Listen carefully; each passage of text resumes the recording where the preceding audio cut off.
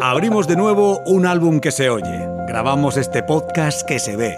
Hoy, dos empresas que suman casi 200 años siguen llenando un álbum de experiencias comunes a través de las instantáneas vitales de una serie de invitados que desfilarán por este podcast, compartiendo sus fotos de vida, obra y milagros. En radiomallorca.es hacemos el podcast Instantáneas de una vida con Foto Ruano. El escenario que hemos escogido para compartir estos momentos, para intercambiar estas instantáneas, es el establecimiento que Foto Ruano tiene en la calle Ausiàs March. Una tienda moderna y espaciosa, destinada a satisfacer las necesidades de los amantes de la fotografía y la imagen. Nuestro particular set de radio está compuesto por un sofá tipo Chester que invita a una conversación cercana, pero sin invadir espacios. Buenos días, buenas tardes o buenas noches, depende cuando se escuche, hijos del rock and roll. Os saludan los aliados de la palabra, los amantes de la música, los apasionados de las historias que recordamos para que no nos olviden y nos cuentan, entre otras cosas, que nunca tendremos Graceland. Hoy, en Instantáneas de una vida, repasamos un álbum con la banda sonora de dos de los más grandes de la música, Llorenç Santamaría y Jaume Anglada. Bienvenidos. Joder, gracias. Qué presentación, ¿no, Llorenç? Brutal, ¿no? Sobre todo cuando veo mi nombre al lado del tuyo. Eso es lo que más me gusta, porque sabes ya, así rompemos ya el hielo. Déjame arrancar diciéndote, sabes que te he admirado toda mi vida, desde petito.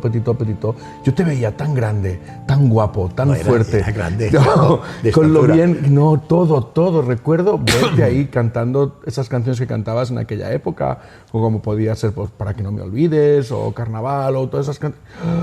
Y hoy llevo todo el día sabiendo que estoy contigo, no paro de cantar todo el día mientras hacía la comida. Roxy, wow, Roxy. Que además para mí es un regalo poder estar aquí, poderte contar parte de cosas que a lo mejor tú no sabes de mí y quiero escuchar cosas que yo no sé de ti. Hombre, es difícil que no sepas cosas de mí, pero bueno, siempre es verdad que siempre hay cosas que no se dicen por ahí.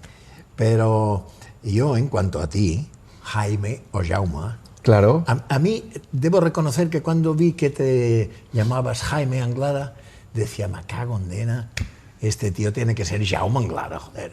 Pero no, es igual, porque tú podrías decirme lo mismo. Lo mismo a ti. Sí. Es que en ese momento yo también firmé con una multinacional, y Claro. la multinacional está firmando en Madrid. Exacto. Y no va a querer hacerlo de Jaume. No. Y fue Jaime. Jaime. Fue Las cosas Jaime. cambian de todas maneras. Ahora, hoy en día, puedes ponerte cualquier nombre y se acepta igualmente, ¿no? Pero antes, aquella época, Incluso tenía yo- que ser nombre artístico, ¿no? Cuando la gente empezó a llamarme Jaume, aquí, ¿no? Yo hablaba con mi manager en esa época, que era Juanjo Arzubialde, y le decía, Juanjo, pero ¿ahora qué pasa? Me dice, estate quieto.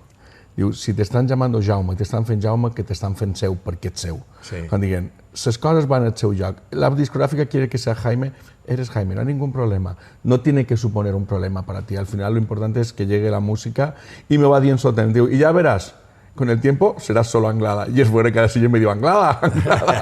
Ya son 30 anys després, però que es verdad que al final es eso. Y supongo que también tu capítulo con el nombre fue algo parecido. No, ¿no? a mí lo que me llaman es Lorenzo.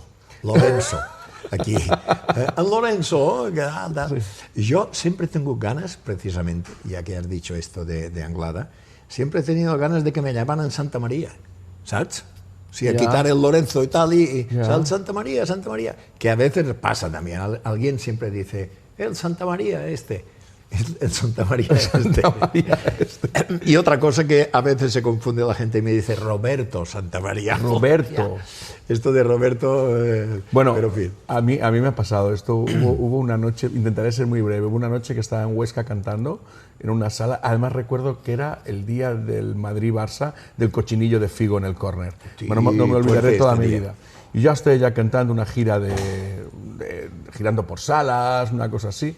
Y estaba en y de repente había un grupo que empezaba a decir, ese Javi. Y no había manera. Y luego había otros que decían, Joaquín, y bueno, da igual. Hay una esta anécdota es muy divertida, porque siempre lo recuerdo como, ostras, ¿de verdad? Y luego pasó algo que no lo contaremos del todo. No era una redada, pero entró la policía en el local. ¿Ah, sí? Y entonces a mí me hizo gracia porque yo saqué el carnet de identidad y dije, a ver si una puta vez saben que me llamo Jaime, joder. Saqué el carnet de identidad peruano y me dijeron, Tú no hace falta. Bueno, fue una historia un poquito, ya sabes, historias de carretera Ya, que hacen falta. Joder, y tanto carretera. Hablando de carretera, lo que a mí me molesta más a estas alturas de edad, ¿no? Es el viaje. El viaje es lo que más me cansa. Llegar al sitio y cantar es fantástico, ya lo sabes. Sí. Es un contacto con el público y tal, es fantástico. Pero el viaje, fatal. Cuando tengas mi edad, ya verás. Lo estaba pensando, te iba a decir que yo a día de hoy todavía disfruto el viaje, cuando además son muchas veces que cojo avión y me planto en Madrid o me planto en Valencia, según tenga que ir, cojo coche, depende cómo sea, porque hay veces que hacemos otras ciudades y además incluso me gusta conducir a mí o cuando a veces no me toca, pues bueno, pues puedes descansar, pero disfruto todavía, y sigo disfrutando, y sé que tú también, aunque puede ser cansado, disfruto del viaje que me lleva a mi próximo sitio donde voy a cantar. Está bien, porque estos años que hay de diferencia entre tú y yo son importantes. Que eso es parte por lo cual estamos aquí hoy también, ¿no? Claro, para que, de todas maneras, yo tengo más interés en oír tus experiencias de joven que yo contarte las mías. O sea que empieza a sacar alguna cosa. Yo a veces he pensado que en aquella época cuando vosotros empezasteis, donde además hay una parte similar, ¿sabes? Tú también hiciste una o dos películas. No, he hecho 8 o 9. Pero de protagonista he hecho 4. Al principio, ¿no? También como Miguel Ríos, que en aquella época, si entrabas en la industria musical, parecía que también, un poco heredado mejor por Elvis, ¿no? Que era un poquito, sí. Bueno, que pues yo recuerdo cuando llegué a Madrid y firmé con Virgin, donde además a día de hoy estoy en contacto con el productor ejecutivo que me tuvo que contratar como artista, donde hice una serie de televisión que se llamaba Las 11 en casa. ¿Ah, sí? Sí, y 30 años después... Sabía, ¿ves? Sí, Cuenta. 30 años después me dijo, eres el peor actor que he visto en mi vida. Digo, claro, es que yo no fui a Madrid para ser actor, yo fui a Madrid para aprender a escribir canciones. Y recuerdo que cuando la discográfica me dijo que tenía que hacer esa serie, que yo... No dije que no lo hacía hasta que me dijeron lo que iban a pagar y dije, bueno, igual me lo pienso. Entonces estuve haciéndolo, pero para mí fue frustrante, porque me daba cuenta que era malo como actor, que no desarrollaba como actor, que no era... Pero que luego también estaba anulado porque era muy fácil estar ahí y entonces tampoco estaba desarrollando y trabajando como compositor o como cantautor. ¿Y ¿no? qué era? Televisión. Televisión española. Es que es diferente al cine.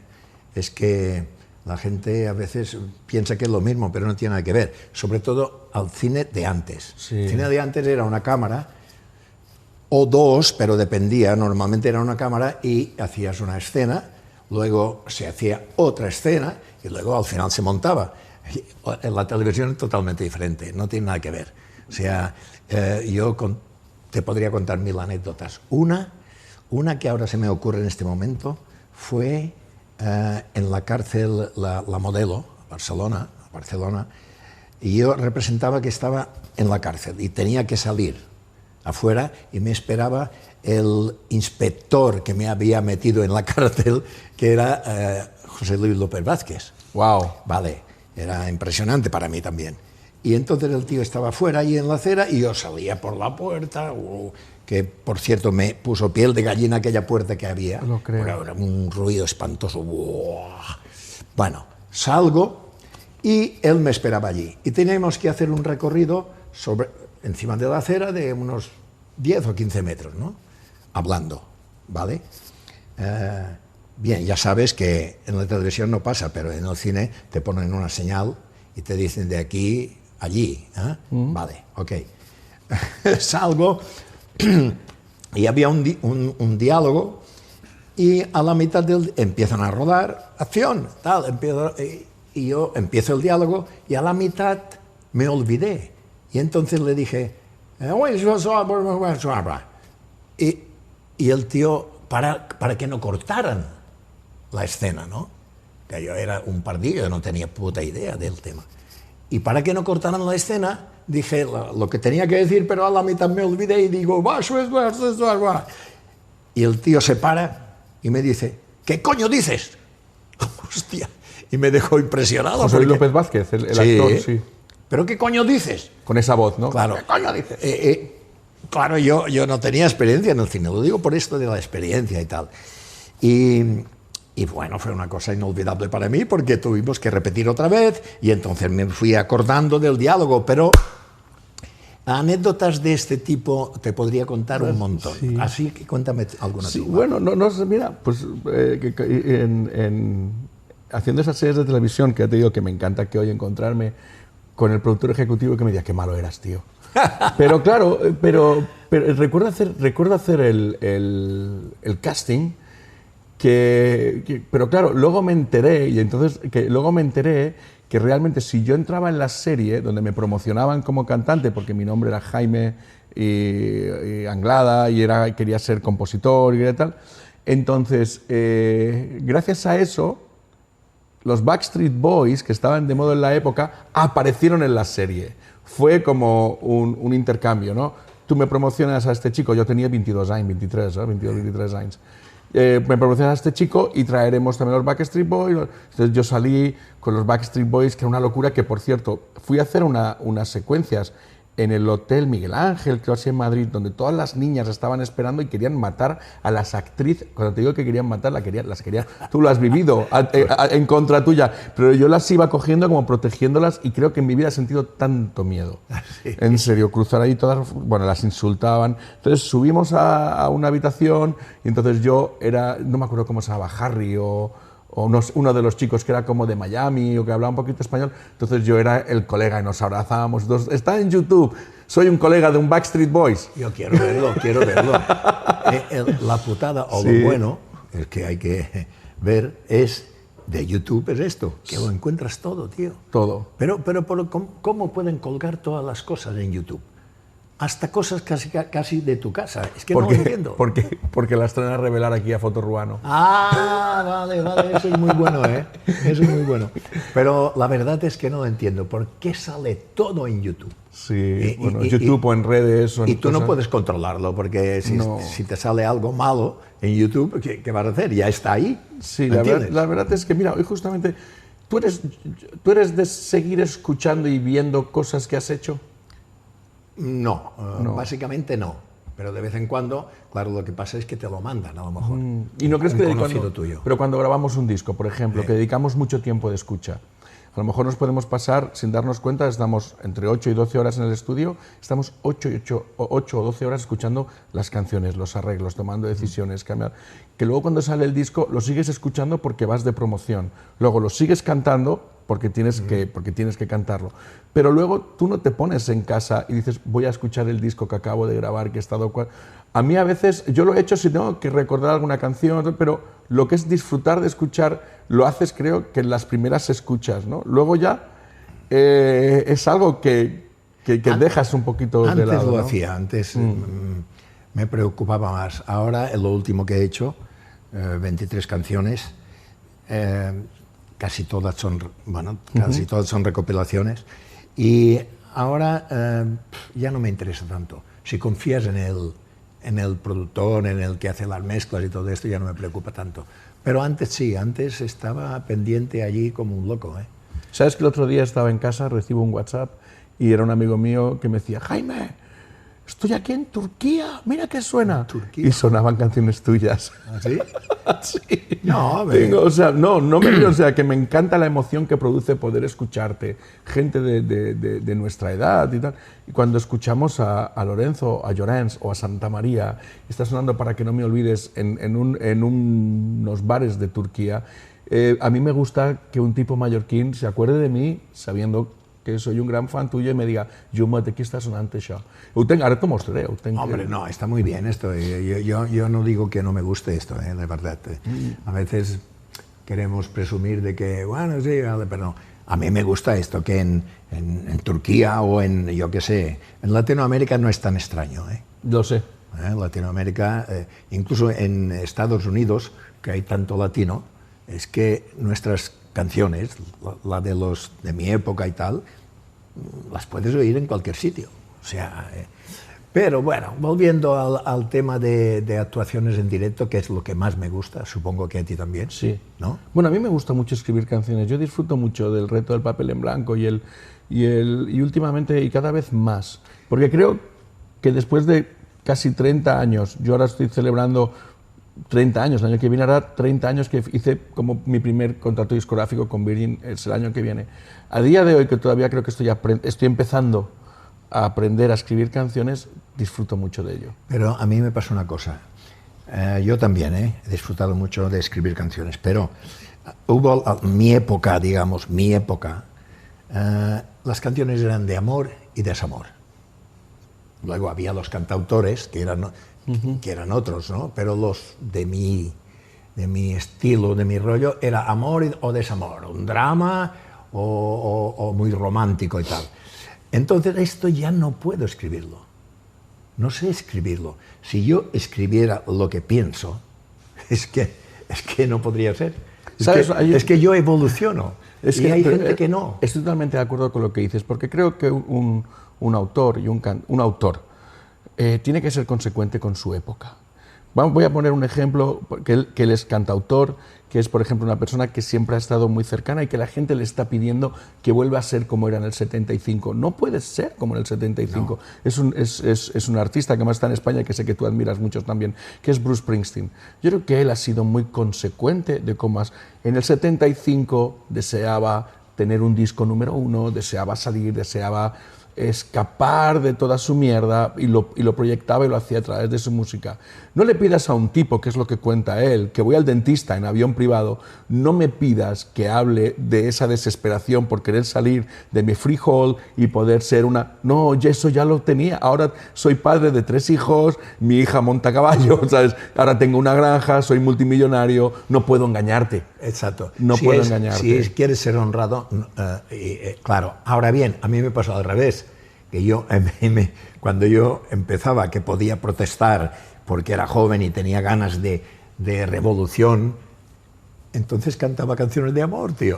Yeah. ¿Entiendes? Y Sí. ahora ya no es que no crea en el amor, claro que sí que creo, pero para mí sería demasiado fácil hacer una canción de amor, ¿me entiendes? Yeah. Yeah. Y yo le doy vueltas y vueltas y digo, me gustaría hablar de los temas que me preocupan ahora en la vida, pero no puedo hacer esto porque nadie lo va a escuchar, no le interesa, a la gente le interesa lo que conocen de mí.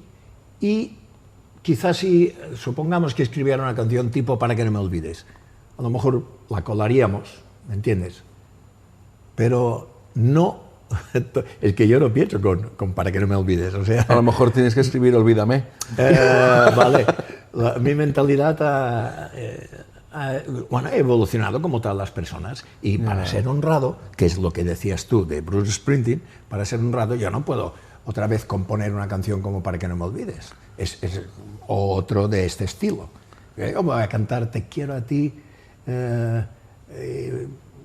no me importa saber que no he sido el primero que tus labios besó y te dijo te quiero.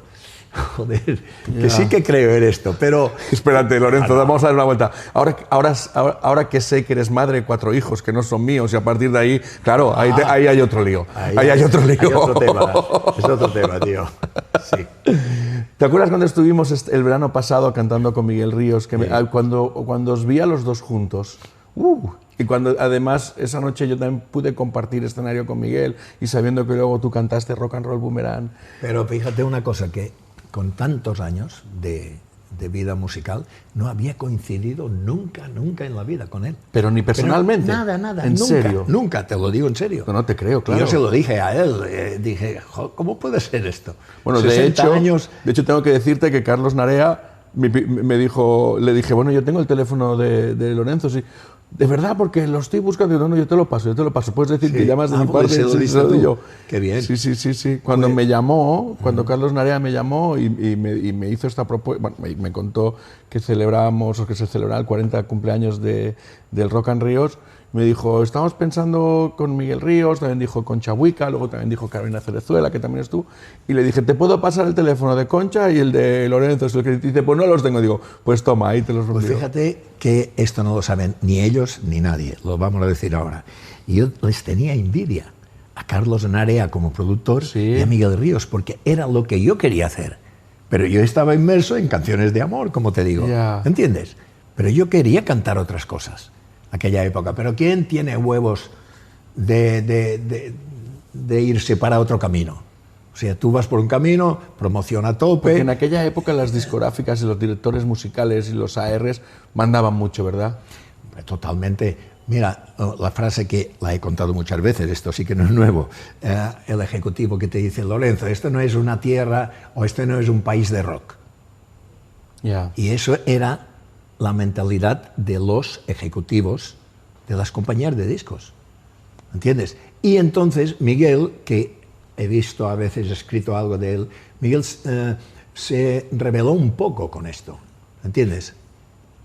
Ahora, es muy difícil, coño, es muy difícil si ves que todo el mundo te sigue por aquí y Pero por él allá. empezó también siendo un poco, entre comillas, un cantante más melódico. Sí, con El Río, por ejemplo. Con El es una Río, canción. sí. Y pues, de todas maneras, yo creo que él aguantó el tipo con el rock, porque no era lo que privaba. No. Aquí lo que funcionaba era canción de amor y desamor. Exacto, porque incluso a lo mejor, sin serlo, incluso él cuando se metió a hacer el Rock and Ríos o el Laberinto, pero él hacía aquellas canciones como Pototitos, hacía todas aquellas canciones del Rock de la Cárcel que cantaba, Sí. ese pupurri, ahí era como él asomaba la patita como diciendo, yo quiero hacer esto, Claro, ¿no? porque él empezó como yo, mamando un poco de rock and roll. Rock and roll. Sí, rock and roll de los 50 exacto. total. Y luego entraron ya los Beatles, Rollins, etcétera, etcétera, todos los grupos ingleses, ¿no? Y americanos. Pero al principio, cuando yo tenía, yo qué sé, no sé, 12, 13, 14 años o 15, yo escuchaba rock and roll, pero no mucho, tampoco, porque la radio no lo ponía. ¿Te acuerdas cuál fue la primera canción que escuchaste que dijiste, uff, eso es? Bueno, la primera fue El Rock de la Cárcel. Cantada por Elvis. Sí, sí, claro. Lo escuché, creo que era Radio Andorra. Radio Andorra en Mallorca se cogía, porque tú lo dices por ahí y nadie se acuerda de esto, pero en Mallorca cogíamos Radio Andorra y ponían otro tipo de música.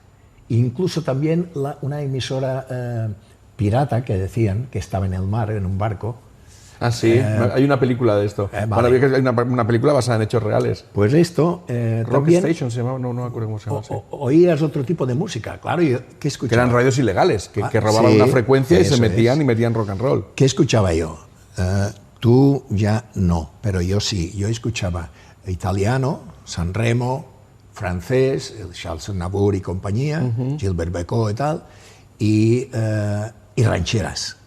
Y canción española, por supuesto. Eso era lo que sonaba en la radio. Y claro, tú mamabas aquello, ¿vale? Pero el día que escuché Elvis Presley, El Rock de la Cárcel, es que es la hostia, porque pam, pam, tum, tum, pam, pam, esto ya rompía con todo, porque todo eran melodías, ¿no?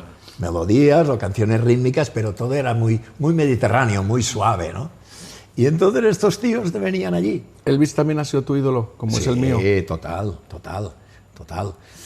Pero ya sabemos toda la historia, ¿no? Luego ahí rompieron los grupos ingleses y americanos y Elvis se fue quedando para atrás, ¿no? Porque con los Z, ¿cuánto tiempo estuvisteis? Con Z yo estuve, ellos se montaron en el 66. Z66. Exacto, pero eran instrumental.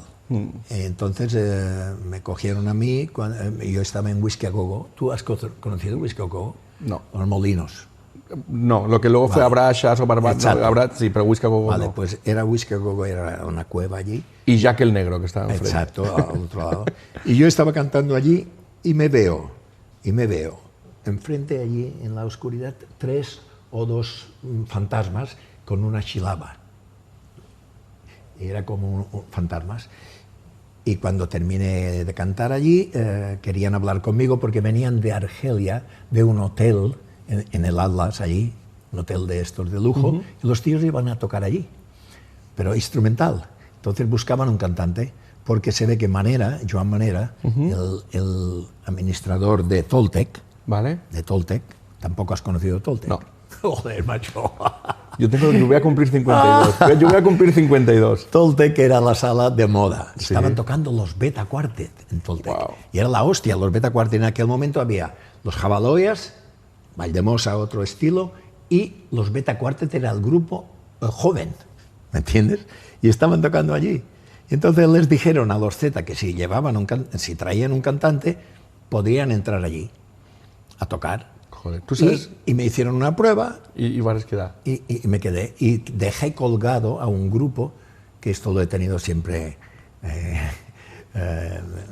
que no me ha gustado nunca haberlo hecho, pero lo hice. Dejé colgado a un grupo que eran Los Bríos. Los Bríos, estaba tocando con ellos. Bueno, estaba tocando en Whisky Go Go. Vale, sí, con los ellos, Bríos. con Los Bríos. Y cuando me dijeron esto para hacer la prueba en Toltec, que nos dijeron que sí, fui a hacer la prueba, los dejé colgado un día por otro, tío. Una putada grande, que yo nunca en la vida he hecho este tipo de cosas, pero hay veces que hay que tomar decisiones, ¿no? Sabes que yo hace 30 años, bueno, hace más de 30 años, que tocaba en Sa Finestra. Sa Finestra? Sa Finestra. A vos? Això no coneixes tu. Entonces me acuerdo que ahí estaba Manolo Marí tocando, nuestro extrañado y al sal sigui. Sí. Manolo Marí, yo decía, hey, ya estoy más cerca de Lorenzo Santamaría, estoy tocando con Manolo Marí, que tocaba su batería en tu.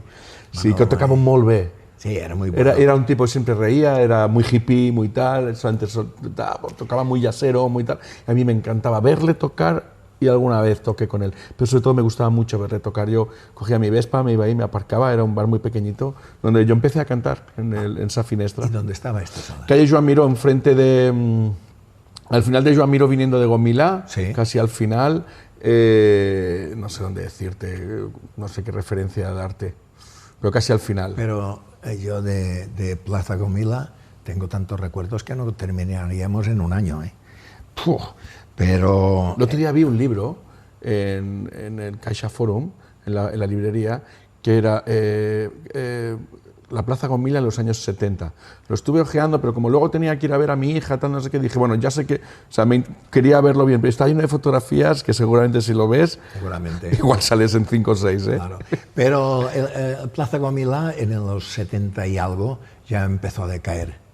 Ya la Plaza Gomila que yo conocí, que vivía allí, porque, a ver, ¿sabes qué hacíamos?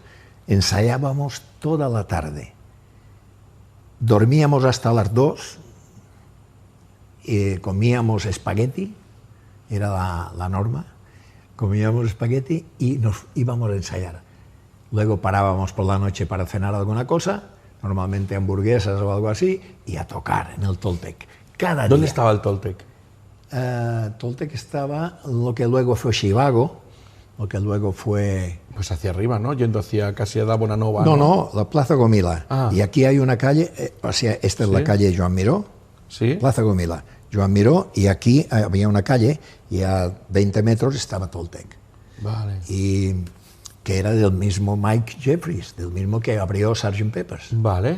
Y de Jaima. Jaima era, ¿sabes aquel chino que hay en la curva de Cala Major? La curva de Cala Major. Sí. Allí hay un edificio moruno, ¿no? De decoración moruna, sí, por fuera. Sí. Pues aquello era Jaima, era una sala tipo moruno también. Vale. Jaima. Exacto, Jaima. Y allí tocamos con el guitarrista de Jimi Hendrix, con el bajista de Jimi Hendrix, que era guitarrista, Noel Redding. Y además, ¿para qué te cuento esto si está escrito en una canción que tengo? Joder, que se llama Plaza Gomila. Es verdad. Cagón de... Si Plaza Gomila lo explico todo, tío. Lo que pasa es que es una canción que para mí es lo mejor que he hecho en mi vida porque explico todo y más y nadie le hace puto caso. Es que es lo que pasa. A ti te debe pasar. Sí. Cuéntame una canción que a ti te haya o que te guste y que quieras mucho y que pasa desapercibida, tío. Bueno, espero que no pase, pero las últimas canciones que estoy escribiendo tengo ganas de poderlas cantar, ¿no? Pero alguna canción que, pues, hubo un single que se llama Ojos que me miran. Ojos que me miran. Que grabé en el año 98, que la grabamos en Londres, y yo pensaba que era una gran canción, ¿vale? Y yo pensaba... Y luego salió otro single, que era El Momento y Empezar de nuevo, son 3 canciones, y que ¿sabes qué pasa? Que me doy cuenta a día de hoy que hoy son mejores canciones, hoy, que yo pienso que hace 30 años. Y las canto de otra manera, incluso, no lo sé, y mi primer disco, por ejemplo, del cual, como muchos artistas, no me siento muy orgulloso, pero me siento muy afortunado de haberlo hecho, porque yo me acuerdo Llorens, que cuando me ofrecieron grabar un disco, yo era consciente que ni sabía escribir, que ni sabía cantar y no sabía tocar, pero también era consciente, también sabía que no iba a volver a suceder una oportunidad así. Tenía 21 años, yo estaba trabajando en barcos y yo tocaba la guitarra y cantaba y escribía canciones y era mi sueño. Entonces me vino un productor y me dijo, quiero grabar un disco con... No, primero me dijo, te voy a llevar al WOMAD que hicimos en Pamplona. Estuve cantando de telonero de Juan Perro y de Mike Scott, allí, de Mick Jur, yo solito, bueno, con una banda éramos 8. Imagínate, 8 mallorquines que nos llevan a Pamplona, todos allí, pues imagínate. Hicimos de todo menos tocar bien, pero lo hicimos muy bien. Nos lo pasamos genial, yo lo disfruté como un loco. Y estaba Carlos Tena, habrás coincidido con él 1000 veces. Exacto. Pues yo le coincidí con él y mientras me tocaba así, o sea, como un gesto cariñoso, casi paternal, ¿no? Diciéndome cosas muy bonitas. Y recuerdo haber hecho ese concierto, entonces el productor dijo, y ahora vamos a grabar un disco. Pero claro, yo ahí estaba respaldado de un montón de buenos músicos que luego, a la hora de hacer el disco, algunos músicos no salieron. Y ese disco yo siempre pienso lo mismo. Hay grandes titulares de ese disco, como Diego Manrique, como gente que hizo cosas, o como un titular que era el joven cantautor mallorquín, del cual todavía me sigo nombrando así, el joven cantautor mallorquín, bueno, lo de joven. Entonces, recuerdo que ese disco, la producción es horrorosa. ¿Ah, sí? Y ¿Quién lo produjo? Pues mira, lo produjo Roger Eno, el hermano de Brian Eno. Y tú dirás, ¿cómo puede ser? Bueno, quizá él buscaba una cosa, yo quería otra y no nos llegamos a entender. Eso pasó. Y sucedió algo diferente, lo grabamos aquí en Palma, ¿no?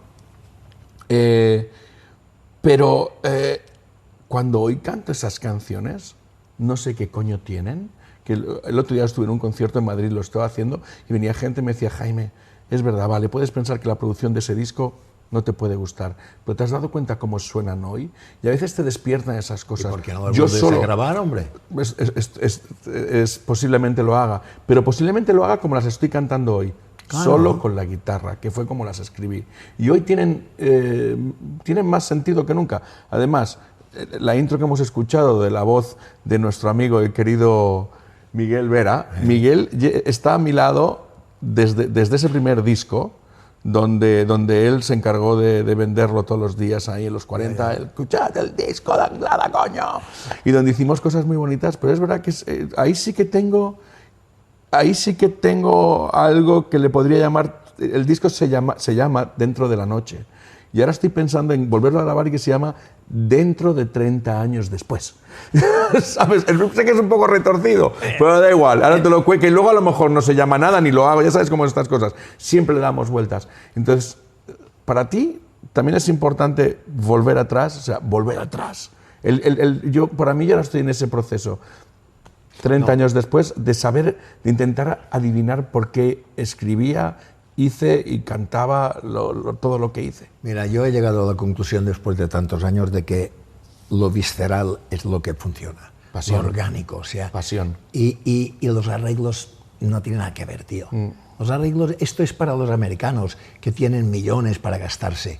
Y no, es o sea, tú sobre todo, más que yo, porque yo empecé también tocando guitarra, pero al cabo de muchos años ya no podía por la artrosis que tengo y tal, a los dedos, no puedo cerrar. Bien, es igual. El caso es que tú, tocando tu guitarra y cantando, es eso. Y tienes que llegar al público con esto. ¿Me entiendes? No hace falta ni violines, ni trompetas, ni hostias. Eso es vital, que tú les transmitas. Eres tú. Siempre se ha dicho eso, ¿no? Jaime Anglada, si se aguanta con una voz y una guitarra, todo lo demás no importa. Si el tema es bueno y tú le pones sentimiento, lo transmites y ya está. Eso es importantísimo. Por eso te digo que yo creo que si estos temas son interesantes para ti, que te gustan a ti, transmítelo a la gente tal como está, tío. Y además hazlo en directo. Graba 2 o 3 veces en directo, por si hay alguna cosa que no te sale bien, y ya está. Y lo vendes así, me refiero, lo vendes al público, a las redes o a lo que sea, coño. De verdad que la charla, yo estoy aquí como estamos aquí como espectadores, pues de verdad privilegiados, ¿no? De veros a los dos contando tantísimas anécdotas, y de verdad que es un gusto teneros, pero tenemos que ir acabando y me gustaría simplemente daros un apunte, porque ya te digo, podemos estar aquí horas y horas con vosotros, de verdad, y sería un gusto. Quién sabe, a lo mejor hacemos una serie con vosotros ya directamente, aparte, un spin-off. Y no hemos contado nada. Y no habéis contado nada. Todavía. Ha sido un poco más un intercambio de impresiones, pero ya nos va bien. De todas formas, simplemente para concluir un poco, os pregunto a los dos, un poco cuál sería, digamos, si un recuerdo, los recuerdos al fin y al cabo están como fotografías en la cabeza, que son como un álbum, ¿cuál sería un poco ese momento que dices, ¡guau, qué momento! Para guardarlo ahí y decir, si pudiera meterlo en una foto y guardarlo para siempre ahí, ese momento que realmente os pueda definir vuestra carrera, vuestra trayectoria, ¿cuál sería un poco? ¿Qué momento hay ahí que digas, bueno, ahí se queda? Jaume. Sí, para mí hay ese momento de mi primera firma con un contrato discográfico con una multinacional, que además yo empecé por arriba, o sea, luego he tenido que trabajar, he tenido que hacer muchas cosas, pero es verdad que tuve mucha suerte al principio. Recuerdo eso, pero porque cuando yo estaba trabajando en barcos o trabajaba de pintor o algunas cosas, una vez estuve a punto de firmar un contrato de trabajo y no lo firmé porque dije que yo el primer contrato que tenía que firmar era un contrato discográfico. Y eso sucedió. Y entonces en ese momento, cuando rechacé firmar, el poder trabajar de pintor en un hotel, pero luego, al cabo de 3 años, firmé mi contrato con Virgin Records y dije, esto es. A partir de ahí tuve mucho miedo y sobre todo mucho respeto, y a día de hoy sigo disfrutando de ello. Fantástico. Pues, yo no quiero pensar en cosas del pasado. Yo estoy viviendo ahora mismo una nueva juventud. Ya sé que es una cosa que se dice mucho, pero no, es verdad, estoy viviendo una nueva juventud, estoy bien, me creo lo que estoy haciendo, que esto también no hemos hablado del tema, pero es vital, creerte lo que estás haciendo. Y ¿para qué voy a pensar en cosas pasadas? Estoy muy bien, estoy disfrutando de cantar ahora canciones que antes incluso había dejado de cantar, ¿sabes? Y ahora las estoy recuperando y estoy feliz, coño. Y veo que lo transmito, claro, porque tú lo sabes muy bien. Si tú cantas una canción o 2 o 3 y ves que el público está como pasando... Algo pasa, sí. Malo. Entonces lo importante para nosotros es esto, transmitir y que la gente reciba algo y te lo devuelven. Sí. Te lo devuelven con aplausos y con gritos y hasta incluso guapo, que yo siempre me he considerado un tío feo. ¿Me entiendes? Pues si te veo guapo hasta yo, Lorenzo. Joder. Pero es verdad. Son cosas así, ¿no? Esto es lo más importante para mí. Bueno, Llorenç Santamaría, Jaume Anglada, Llorenç Santamaría, tanto monta tanto. Ha sido, como digo, un honor y un privilegio compartir con vosotros este rato aquí en este podcast de Instantáneas de una Vida con Foto Urbano en radiomallorca.es. De verdad que os deseamos, bueno, en fin, que la carrera siga adelante y que tengamos la suerte de seguir viéndoos y disfrutándoos en los escenarios, que es donde realmente también se disfruta la música. Gracias eternas siempre. Y sabéis que nos tenéis aquí para lo que necesitéis. Gracias a ti, Miguel. Muchas gracias. Gracias. Gracias.